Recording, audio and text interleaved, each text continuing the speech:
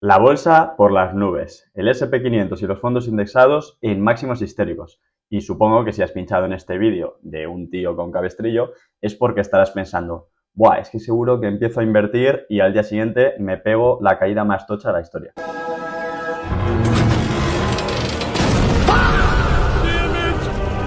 Bueno, pues vamos a verlo. Es normal tener ese sentimiento. La mayoría de las personas cuando empiezan a invertir les da vértigo ver el abismo a sus pies ante la cima de la montaña.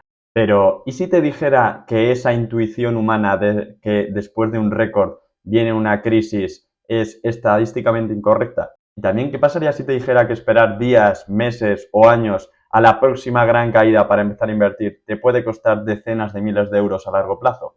Soy David y hoy vamos a analizar con datos fríos y empíricos, nada de opiniones sin fundamento, qué riesgo real tiene empezar a invertir a día de hoy en el S&P 500 y en el MSCI World. Vamos a ver los riesgos ocultos que puede haber detrás de esto. También qué dicen los grandes bancos como JP Morgan sobre hacer esto. Qué caída nos podríamos tragar basándonos en la historia más reciente si empezamos a invertir justo en un supuesto máximo pre una caída. Así que si quieres aprender a cómo funciona el mercado y que no te tiemble el pulso a la hora de decidir, quédate, porque este vídeo va a cambiar totalmente tu perspectiva sobre ese miedo por el que has pinchado en el vídeo. Empezamos. Antes de hablar de máximos históricos, tenemos que hablar de qué es el S&P 500 y qué es el MSCI World, de forma muy breve. No son más que fondos indexados, son fondos que siguen a un índice, que replican un índice. El S&P 500 en concreto, al tú invertir en él, es como una cesta de las 500 empresas más grandes o de mayor capitalización de Estados Unidos. Y el MSCI World, al tú invertir en él, es una cesta que estás invirtiendo a la vez en más de 1000 empresas de más de 20 países de todo el mundo. Esto suena súper diversificado, ¿no? Bueno, pues aquí viene el primer baño de realidad. Nunca en la historia había habido tanta concentración en las 7 magníficas. Las 7 magníficas son las 7 grandes empresas de Estados Unidos como Apple, Nvidia, Tesla, Microsoft, etc. Para que te hagas una idea, el S&P 500, a pesar de tener 500 empresas en su índice, tan solo las 7 magníficas pesan más del 40% del mismo. Es decir, que si tú inviertes 100 euros, 40 se van solo a esas 7 y 60 a las otras 493.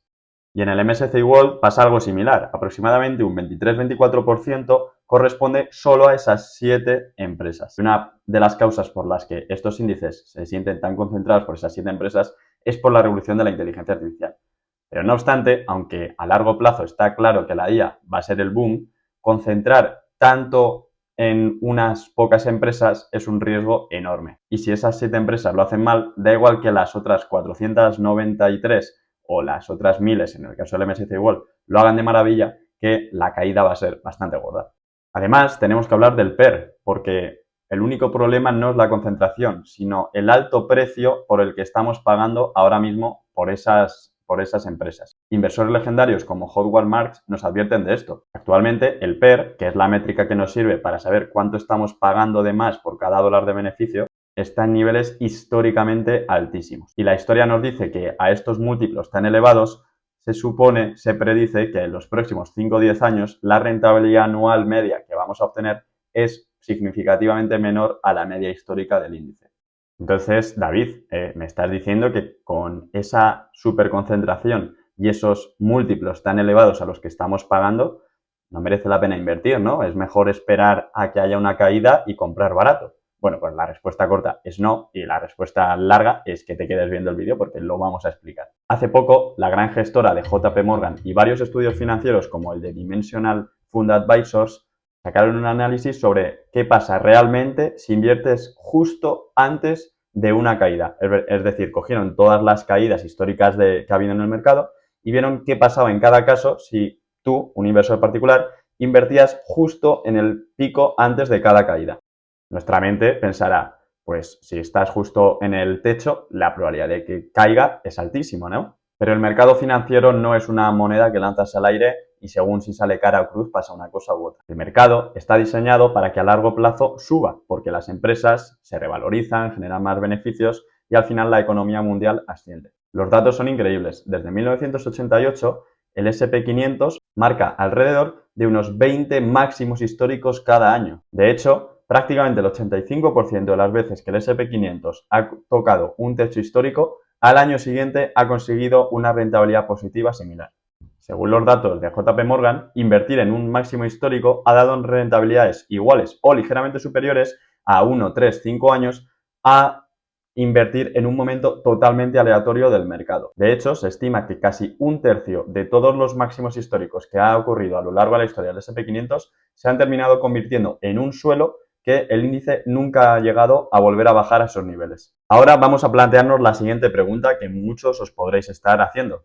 ¿Y si espero a que haya una próxima caída grande como el 5, 10 o 20% para aprovechar e invertir y minimizar el riesgo de una posterior caída? Bien, pues según JP Morgan, en un estudio que hicieron entre el 2003 y el 2023, si hubieras esperado a esa caída, probablemente hubieras estado fuera del índice muchos años. Si estuviste invertido constantemente, hubieras ganado un 10% anual. Pero si por el contrario hubieras intentado ser el más listo de la clase y haber anticipado esas caídas para esperar justo a comprar, te hubieras perdido prácticamente la mitad de rentabilidad y tu rentabilidad hubiera sido de tan solo un 5,6%. ¿Por qué? Pues porque se estima que los mejores días vienen justo después de las caídas y si te pierdes tan solo 10 de los mejores días en esos 20 años, lo que digo, se reduce tu rentabilidad a la mitad. Una frase que refleja esto a la perfección y muchos deberían tatuarse es "Time in the market beats time in the market". Significa permanecer en el mercado bate o gana a anticipar el mercado. Ahora vamos a plantearlo al revés. Vamos a suponer que inviertes y realmente se produce esa caída. ¿Qué es lo peor que puede pasarte si te hubieras comido esas caídas históricas? Vamos a ver cómo afectaría esto a tu cartera. Pues bien, vamos a coger 3 caídas recientes como la crisis.com del 2000, la burbuja inmobiliaria del 2008 y la pandemia del 2022. En cuanto a la crisis.com, si hubieras invertido justo antes de una caída, el S&P 500 y el MSCI World se vieron afectados aproximadamente un 40% y el Nasdaq 100, que es otro índice muy famoso que concentra las 100 empresas más grandes de Estados Unidos, cayó un 80%. En cuanto a la crisis inmobiliaria, si invertiste en el S&P 500, tu cartera hubiera caído un 57% y el MSCI World aproximadamente un 40%. En la pandemia, ambos cayeron un 30% en apenas unas semanas. Y si nos vamos a la caída más reciente, que fue en el 2022, ambos cayeron un 24% en apenas un par de meses. Son caídas que asustan, pero aquí viene una ley no escrita que debes aplicar, y es que la renta variable, los fondos indexados, no son inversiones para hacer trading a corto plazo. Si miras el mercado cada día, tienes unas posibilidades del 46% de perder el dinero. Sin embargo, cuanto más alargas tu horizonte temporal, llegando a 15 o 20 años, la probabilidad de perder dinero, según la historia y con todas las caídas que ha habido, es del 0%. Entonces, llegados a esta parte del vídeo, nos planteamos con el siguiente dilema que ahora mismo estaréis haciendo todos. El mercado está concentrado en máximos y con un PER súper alto. Pero si no invierto, sé que me puedo perder esos mejores días y además seguro al 100% que voy a perder dinero porque la inflación se va a comer mis ahorros. Entonces, ¿qué hago? Bueno, pues os voy a decir cómo lo hago yo y cómo estructuro mis inversiones. Como decía al principio, yo intento enfocar mis inversiones, y repito, tengo 20 años, con 2 pilares fundamentales. Por un lado, haciendo aportaciones periódicas o DCA, Dollar Cost Average, y por otro lado, diversificando. En cuanto al Dollar Cost Average, ya lo he explicado en otros vídeos, pero consiste en invertir todos los meses o cada 2 semanas una pequeña cantidad pase lo que pase en el mercado. Si está subiendo, inviertes. Si está bajando, inviertes. Da igual, porque nos tenemos que agarrar a la frase que he dicho antes.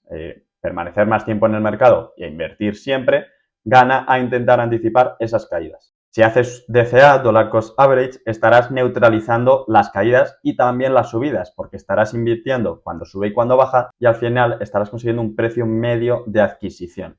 Pero esto te permite poder dormir tranquilo por las noches y no tener que estar pendiente del móvil todo el rato viendo cómo van esas inversiones y cómo no, ya que hay aplicaciones a día de hoy como la que uso yo, que es MyInvestor y Trade Republic, que lo que hacen es que tú dejes un plan automatizado y lo hace cada mes por ti. Si te interesan, te dejo abajo el enlace a la inscripción y te dan un bono de bienvenida. Por otro lado, no hay que apostar todo a uno, puedes diversificar. Si te da miedo esa gran posible caída del S&P 500 o que la rentabilidad sea más baja durante la próxima década, hay otros índices muy atractivos que te pueden interesar.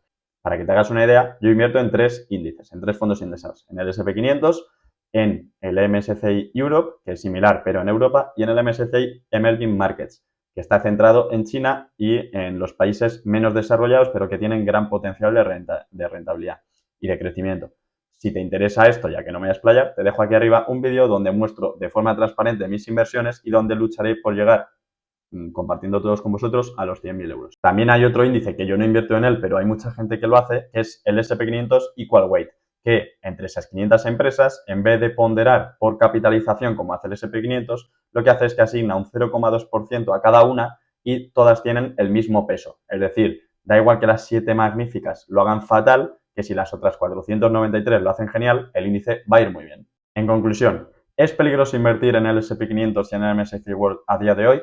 Bueno, pues si tu horizonte temporal es a 1, 2, 3 años, quizás sí, podrían venirse caídas que a nadie les gustaría, pero si tu horizonte temporal es a largo plazo, más de 15 años, no tienes nada de qué temer. Y de hecho, si se producen estas caídas, tienes que aprovechar a invertir mucho más porque con el mismo dinero estás comprando más participaciones. Es como si el mercado hubiera hecho unos descuentos temporales. El mayor peligro y el error más caro que puedes cometer es no invertir en nada, porque como digo, la inflación es aproximadamente un 3% anual y si tienes el dinero parado en el banco, te están quitando un 3% en negativo todos los años y tú ni te enteras.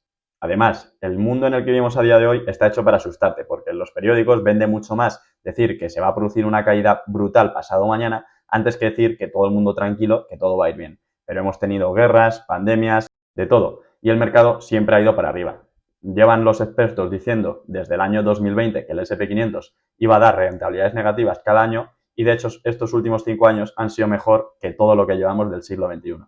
Así que nada, espero que lo que he aportado hoy, los datos que he aportado, os hayan dado tranquilidad y os hayan cambiado esa perspectiva para poder dormir más tranquilos y adentraros cuanto antes en el mundo de la inversión, que es de lo mejorcito que podéis hacer.